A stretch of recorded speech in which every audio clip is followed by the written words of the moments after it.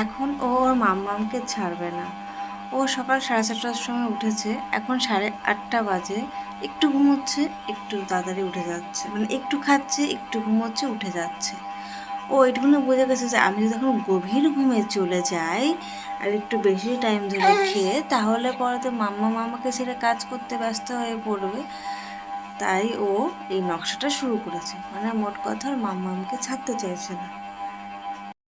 নিজেও ফ্রেশ হবে না, আমাকেও ফ্রেশ হতে দিচ্ছে না। আমারও ঘুম নেই, ওরও ঘুম নেই, এখন আমি ফ্রেশ হতে যাবো, এখন আরো বেশি নকশা শুরু করেছে।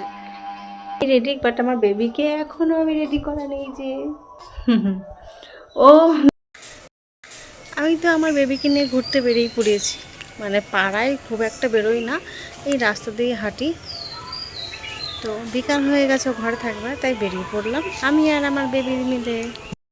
হ্যাঁ, যেই কথাটা তখন আমি বলতে পারিনি, বাচ্চাদের সবসময়ের জন্য কোলে নিয়ে রাখলে তাদের গায়ের কাটা ভেঙে যায়, অতএব এতে বাচ্চা মোটা হয় না। এটা কোনো কথা হলো? আমি যদি ওকে ঠিক মতন না খাওয়াই, ওকে যদি ঠিক মতন ঢেকো না তোলায়, তাহলে পরে ওর হজমটা হবে না, সেক্ষেত্রে ও মোটাও হবে না। প্রেগনেন্সিতে আমি প্রচুর কথা শুনেছি, বাট আমি একটাও মানিনি। এখন বাচ্চা হওয়ার পরেও হাজারো কথা শুনছি, এটা করতে নেই, ওটা করতে নেই, বাচ্চাকে সবসময় যেটা কোলে নিয়ে রাখতে নেই, ওদের কোল ঘুম হয়ে যায়।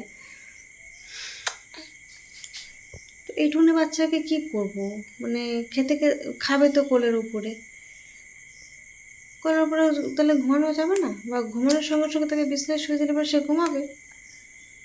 এই ধরনের লড়াই করতে করতে আমি এই যে তর্ক করা বা মোট কথা আমি লড়াই করতে করতে আমার অর্ধেক দিনটাই পেরিয়ে যায়। নবজাত শিশু মানে বাচ্চা যদি সারাদিন শুয়ে থাকে, তাহলে তাদের পেট ব্যথা করে, অতএব তাদেরকে বাইরে নিয়ে যেতে হবে, বাইরে নিয়ে ওদেরকে ঘোরাতে হবে। আচ্ছা, বাইরে নিয়ে ঘোরাতে হবে মানে ওকে কীভাবে ঘোরাবে? নিশ্চয়ই খাড়া করে নিতে পারবে না, এইভাবেই নিতে হবে। তাহলে তো সে শুয়েই রইল, মানে বাচ্চা শুয়ে থাকলেও প্রবলেম, বাচ্চাকে কোলে নিলেও প্রবলেমের শেষ নেই।